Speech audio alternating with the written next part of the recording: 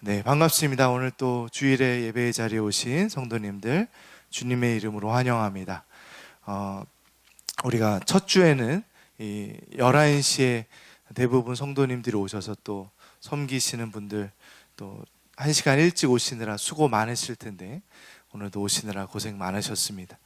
그리고 우리 다 같이 카톡에서 축하했지만 성호 형님 검사 결과가 염려했던 것보다 훨씬 좋게 잘 나와서 너무너무 감사한 한 주였습니다. 우리 하나님께 감사와 영광을 돌리는 우리 모든 돌봄 가족들 되었으면 좋겠습니다.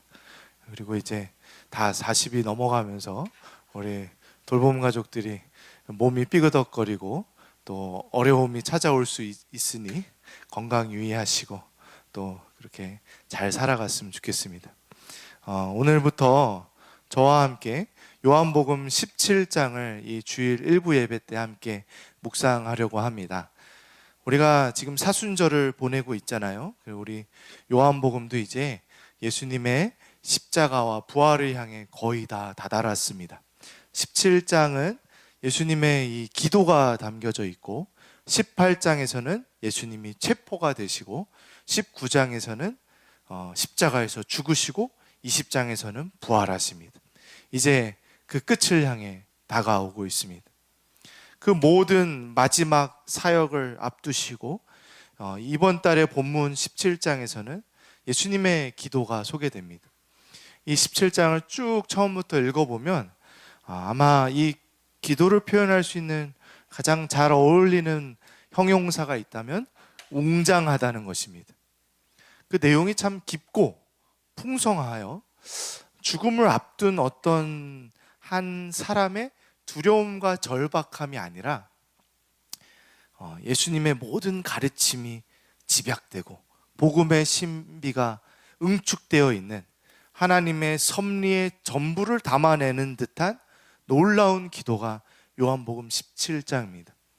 근데 사실 우리는 웅장한 것을 마주하면 이렇게 감격하고 할 말이 있는 경우도 있지만 너무 웅장한 경우에는 그것이 와닿지 않을 경우가 있을지도 모릅니다. 잘 가늠이 안 되고 이해가 안 되고 다가오지 않을지 모르죠. 그러나 우리 천천히 저와 함께 한 달 동안 이 웅장한 예수님의 멋진 기도를 함께 배워가며 그것을 가늠해보고 그 웅장함에 감격해보는 복된 한 달이 되었으면 좋겠습니다. 개역개정을 보면 이 성경 17장의 소제목이 3개가 달려 있습니다. 1절부터 5절을 예수께서 자신을 위해 기도하시다. 6절부터 19절에 예수께서 제자들을 위해 기도하시다. 20절에서 26절까지는 예수께서 모든 신자를 위해 기도하시다 라고 해놓았습니다. 17장의 예수님의 기도는 예수님 자신으로부터 시작해서 제자들에게 그리고 더 나아가 모든 신자들을 위해 확장되어져 가는 기도라는 것을 우리가 알 수 있습니다. 그런데 우리는 아마 그렇게 오해할 수 있습니다. 예수님도 자기 자신을 위해 기도하시는구나. 예수님도 이렇게 구할 바가 있으시구나 라고 생각할 때 우리 수준에서 이해하면 이게 좀 오해되기 쉽습니다. 예수님이 나 이런 거 좀 들어주세요 하는 어떤 리스트가 있고 우리가 하는 기도의 수준과 닮아 있다고 생각하면 안 됩니다. 오늘 이 예수님의 기도에서 가장 많이 반복되는 말이 무엇인지 한번 말씀 띄워주시겠어요? 한번 어떤 단어가 가장 많이 반복되는 것 같습니까?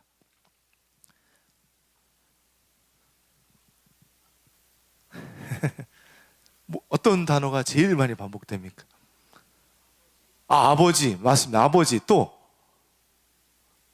이 동사로서 제가 우리 아이들하고 큐티할 때 주어와 동사를 찾으라고 많이 시킵니다.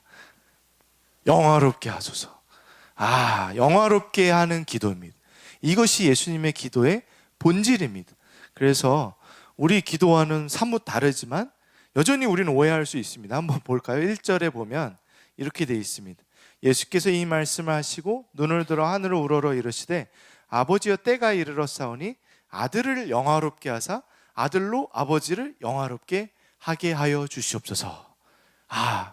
나를 영화롭게 해서 아버지를 영화롭게 해달라. 이 말씀을 우리 수준에서 이해하면 우리 하는 그 기도들과 비슷해집니다. 하나님, 나 좀 잘 되게 해주세요. 그럼 내가 잘 되면 하나님께 좋은 거잖아요.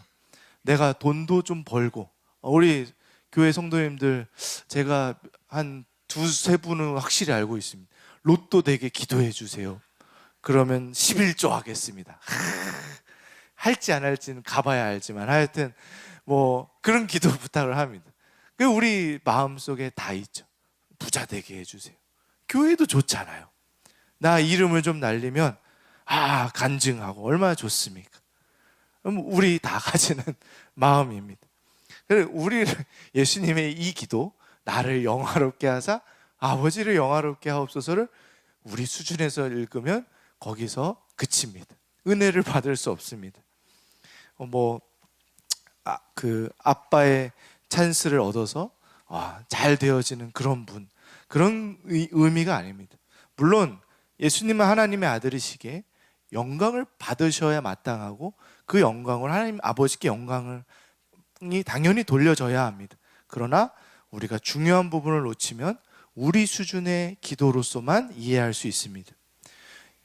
예수님께서 영화롭게 되어 때가 이르러 하나님을 영화롭게 하겠다는 것은 우리가 아까 제가 말씀드렸던 이 요한복음의 흐름 속에 이 때는 예수님께서 이제 나아갈 십자가의 길을 의미하고 있다는 것을 우리는 기억해야 합니다. 우리가 내가 좀 잘 되어 하나님 이름을 영광 돌리겠다라는 의미와는 사뭇 다른 것이죠. 우리 계속 한번 이 예수님의 기도의 의미를 좀 찾아가 봅시다. 2, 3절을 한번 같이 읽어볼까요? 2, 3절 시작. 아버지께서 아들에게 주신 모든 사람에게 영생을 주게 하시려고 만민을 다스리는 권세를 아들에게 주셨음이로소이다. 영생은 곧 유일하신 참 하나님과 그가 보내신 자 예수 그리스도를 아는 것이니이다. 아까 앞서 어떤 단어가 많이 나오냐 했을 때 처음 말씀하신 아버지, 우리 이 기도에서 굉장히 두드러지는 것 중에 하나가 아버지와 아들의 관계입니다. 하나님과 예수님의 관계가 이 기도 속에 깊이 드러나 있습니다. 우리는 관계를 많이 배워야 합니다. 이 기도 속에 예수님과 하나님의 관계를 잘 배워야 합니다. 이 기도를 보시면 아들은 아버지를 나타냅니다. 우리가 돌기대를 하면서 오늘 1부에는 다 돌기대 학부모님들이신데 서로 가지는 부담이 조금 있습니다. 내 자식이 공동체에 그대로 노출이 됩니다. 그리고 내가 드러납니다. 순수한 아이들, 유치반 정도는 학교에 오면은 선생님과 친구들에게 엄마 아빠 이야기를 합니다. 싸웠다.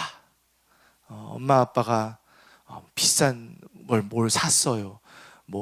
엄마 아빠가 술을 마시고 들어왔어요. 좀 안 했으면 하는 이야기. 그거를 늘 가서 이야기합니다. 그리고 그걸 알게 되면 부모로서는 당황스럽습니다. 그러나 조금 더 크면 그런 이야기를 안 합니다. 잘.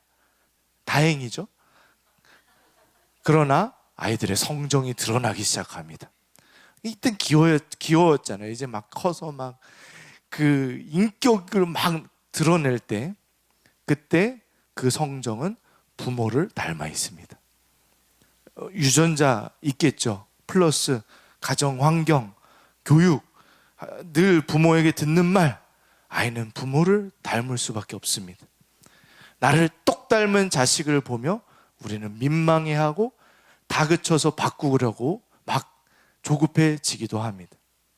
이것이 당황스러운 것이 사실이지만 우리는 자녀를 통해서 나를 공동체 안에 투명하게 드러낼 수 있는 축복을 누리는 것입니다. 우리는 죄인이라 언제나 가면을 쓰고 싶어 합니다. 어느 정도 나를 감추고 싶어 해요. 그래서 종교 생활 이상을 하기가 참 어렵습니다.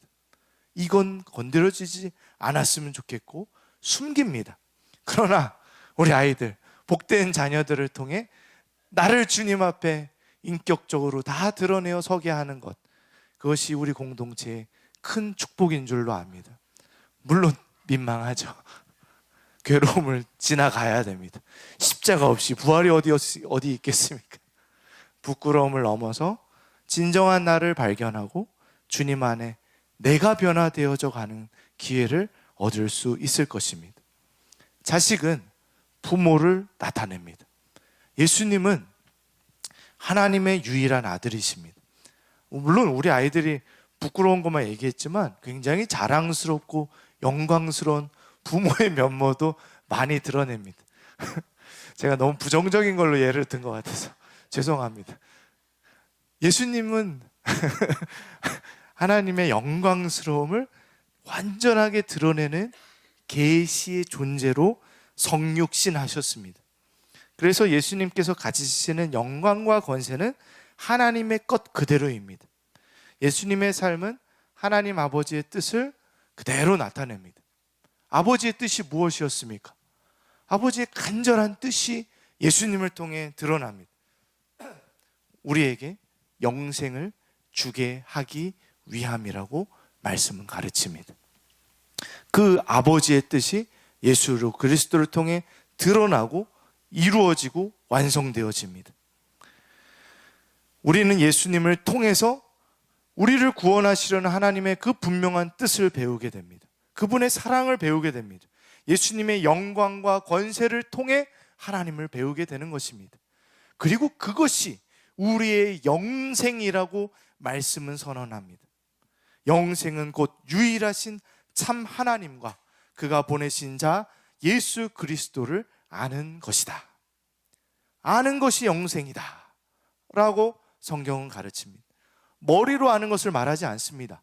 머리로 아는 것은 늘 마귀도 압니다. 마귀가 더 잘 압니다. 안다는 것은 관계적으로 아는 것입니다.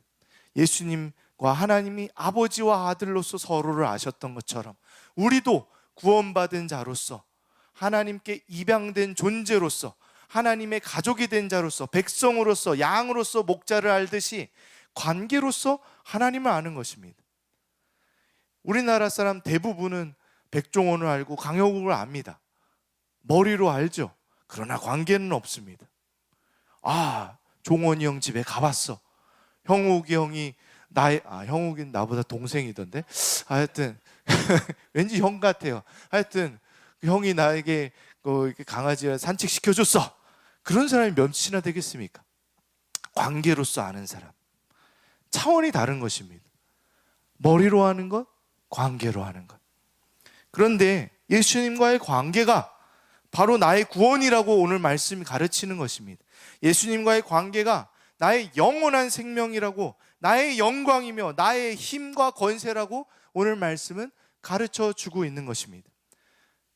그 예수님을 배우는 시간, 그분을 만나 예배하는 이 시간, 그리고 구원받은 자들의 공동체인 이 교회, 그것들이 우리에게 얼마나 소중합니까? 구원과 영생이라고 믿는다면. 요새 오픈런 이런 표현들 많이 하죠. 귀한 물건을 싸게 살 기회가 있으면 쫙 줄 서 있다가 달려가면서 막 서로를 밀치고 막 사고가 나고 이런 거 혹시 보신 적 있나요?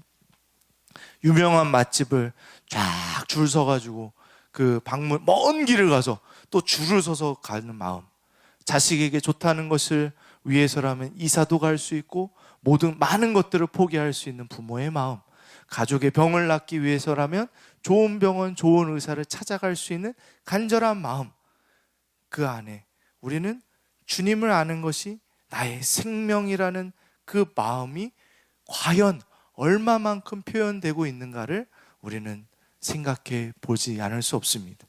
주님을 향해 달려 나아오고 있습니까?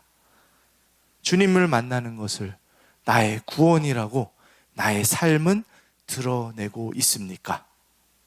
오늘 본문의 마지막 4절 5절입니다. 같이 읽어볼까요? 시작. 아버지께서 내게 하라고 주신 일을 내가 이루어 아버지를 이 세상에서 영화롭게 하였사오니 아버지여 창세전에 내가 아버지와 함께 가졌던 영화로서 지금도 아버지와 함께 나를 영화롭게 하소서.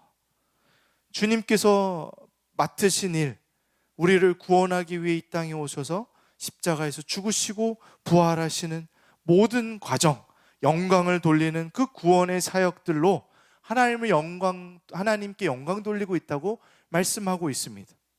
오늘 우리가 함께 참여할 이 성찬은 예수 그리스도를 만나고 그분을 이해하고 배우고 그분을 내 몸으로 취하여 그분과 연합이 되는 아주 놀라운 예식입니다. 예수님의 영광은 스스로 낮아지는 겸손이었고 우리를 위해 사람의 몸을 입는 것이었고 그분의 권세는 사람들에게 외면받고 핍박받는 것이었습니다. 죽임을 당하시는 것이었습니다. 아들을 영화롭게 하여 아버지를 영화롭게 하는 길, 예수님의 간절한 기도는 바로 십자가의 구원이었습니다. 나를 위하여 자신을 내어주시는, 살이 찢기고 보배로운 피를 쏟아내시는 것이 아버지의 사랑의 의지였으며 우리를 향한 그분의 뜻이었습니다. 언제부터? 창세 전부터. 이 모든 것을 시작하기 전부터 가지셨던 하나님의 섭리와 구원의 계획이 이 성찬 속에 담겨져 있습니다. 그래서 우리는 오늘 말씀을 통해 나를 영화롭게 하옵소서, 그리고 그로 인해 아버지를 영화롭게 하옵소서라는 예수님의 기도의 의미를 알아야 합니다.